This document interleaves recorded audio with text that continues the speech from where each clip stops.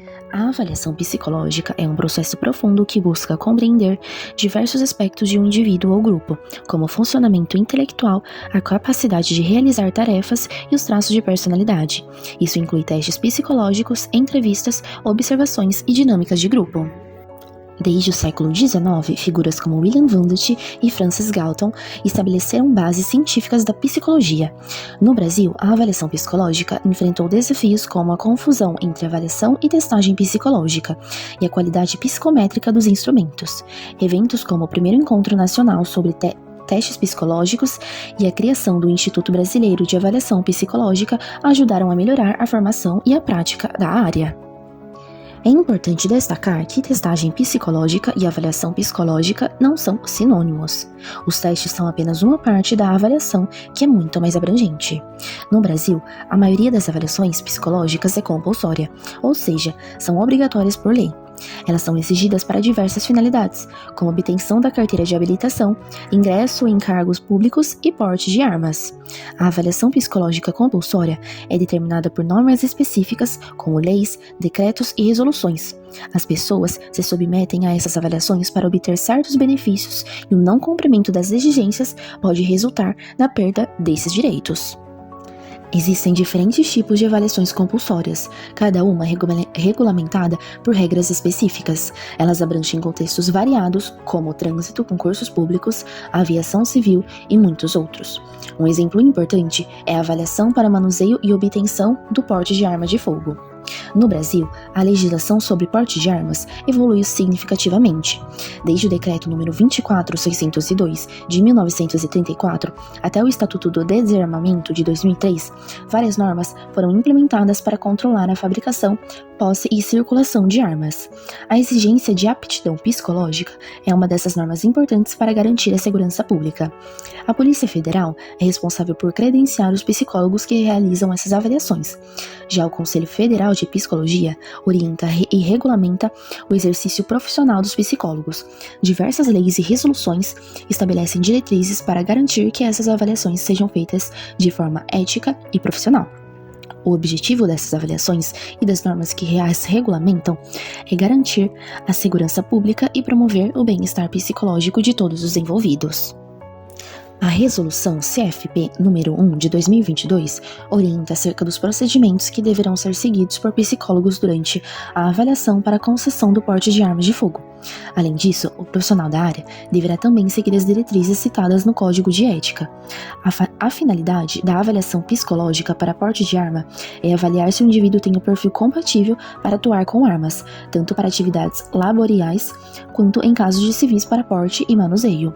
Os critérios para essa avaliação são definidos pela Polícia Federal e pelo Sistema Nacional de Armas. De acordo com a Resolução CFP número 1 de 2022, existem 3 itens primordiais para serem analisados e considerados durante a avaliação psicológica: aspectos cognitivos, traços de personalidade, juízo crítico e comportamento. Foi constituída uma bateria mínima de testes para o processo de avaliação. Dentre esses estão um teste projetivo, um expressivo, um de memória, um de atenção difusa e concentrada e o processo de entrevista semi-estruturada, ficando a critério do psicólogo a escolha destes. A entrevista foi realizada com uma psicóloga chamada Sheila, que trabalha com avaliações psicológicas para porte de arma, principalmente para vigilantes e seguranças privados. Ela explicou o processo rigoroso de credenciamento exigido pela Polícia Federal, incluindo testes psicológicos obrigatórios, entrevistas e fiscalizações periódicas. Sheila discutiu os desafios da profissão como a falta de valorização e união entre os psicólogos. Ela também mencionou seu projeto Vigilante Estresse Zero, para oferecer apoio psicológico a esses profissionais. Ela foi formada em 1998 e relatou ter o desejo de trabalhar no campo da avaliação psicológica e de treinamento desde o princípio de sua carreira. Começou atuando como estagiária em uma empresa que fazia avaliação psicológica para porte de arma para vigilantes de empresas privadas. Após a finalização do estágio, a profissional que trabalhava ao seu lado no processo de avaliação psicológica a convidou para integrar a sociedade da clínica, e dessa forma ela continuou no projeto, sócia das 2 clínicas fundadas. Sheila conta que de 4 em 4 anos é realizado um processo de reavaliação do credenciamento pela Polícia Federal, no qual são avaliadas todas as capacidades técnicas da clínica. Além dos requisitos técnicos, a clínica deve estar totalmente de acordo com os padrões da Polícia Federal, que permitem um máximo de 30 atendimentos diários. Ela menciona que são utilizados 7 testes psicológicos no processo, que dura entre 2h30 e 3 horas. Após a aplicação dos testes, é finalizada uma entrevista semi-estruturada com o candidato. Ao final do procedimento, é formalizada uma lista com os candidatos considerados aptos e inaptos para a função. Acerca da importância da avaliação psicológica para a liberação do porte de arma, Sheila ressaltou a necessidade de um bom controle emocional para portar armas, pois é de extrema importância o equilíbrio para poder estar apto. Ela esclarece que aplica testes e acrescentou que o psicólogo pode usar diversos testes como um instrumento de avaliação psicológica, destacando a importância de seguir os parâmetros de cada teste, selecionando assim testes adequados para cada tipo de pessoa que irá ser avaliada. Sheila destaca a diversidade de testes disponíveis, mencionando aqueles que avaliam a atenção difusa, atenção concentrada, memória, inteligência e traços de personalidade, categorizando estes últimos em projetivos e expressivos. Ela explica que, embora não haja uma exigência específica na portaria quanto aos testes a serem utilizados, é de livre escolha do psicólogo decidir quais aplicar, desde que sigam os critérios definidos nos manuais da Polícia Federal. Ela compreende a importância dos testes de atenção e de outras avaliações cognitivas, no entanto, destaca que, com base em sua experiência, os testes de personalidade costumam exercer uma influência mais significativa na avaliação. Sheila exemplifica que ter uma memória excepcional não é o suficiente para cobrir a ausência de controle emocional. A profissional ressalta a importância da precisão na aplicação, correção e documentação dos testes, enfatizando que todos os registros, protocolos e relatórios devem ser devidamente completados, impressos e arquivados por um período de 5 anos. Sobre a utilização de outras técnicas para a avaliação psicológica, Sheila afirma que a avaliação psicológica de um paciente inicia assim que ele chega ao consultório.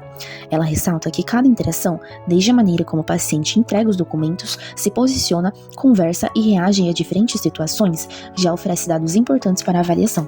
Detalhes como tom de voz, comportamentos na sala de espera e comentários feitos à recepcionista são elementos considerados à análise.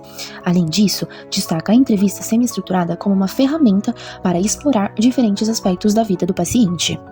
A psicóloga Sheila explica que a avaliação psicológica inclui muitos fatores que podem determinar a inaptidão do indivíduo para o porte de arma. Ela enfatiza a importância de avaliar altos níveis de ansiedade, estresse e estresse pós-traumático. Sheila também menciona que o consumo excessivo de álcool e a falta de controle emocional são motivos comuns de desaprovação. Um ponto de destaque durante a entrevista foi a apropriação e o conhecimento prévio dos pacientes quanto aos testes psicológicos. Em uma breve pesquisa na internet, é possível encontrar diversos vídeos ensinando como responder a testes psicológicos.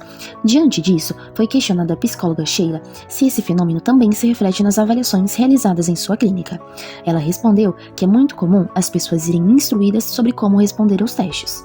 A psicóloga explicou que, por esse motivo, ela sempre busca aplicar novos testes, especialmente os recém-lançados, que normalmente ainda não estão disponíveis na internet.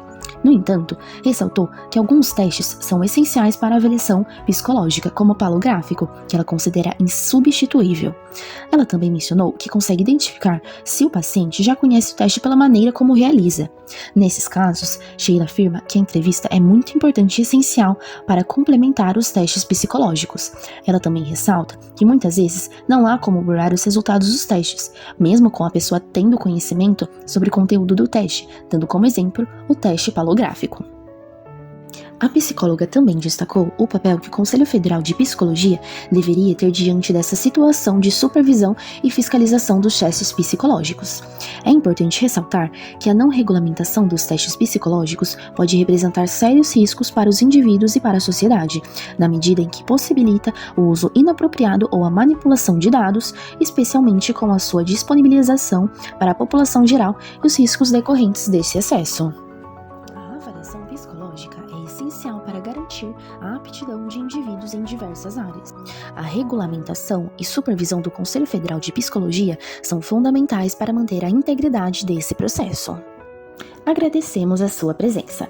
Obrigada por assistir até o final e se você quer saber mais sobre o tema, consulte as normativas do Conselho Federal de Psicologia e da Polícia Federal.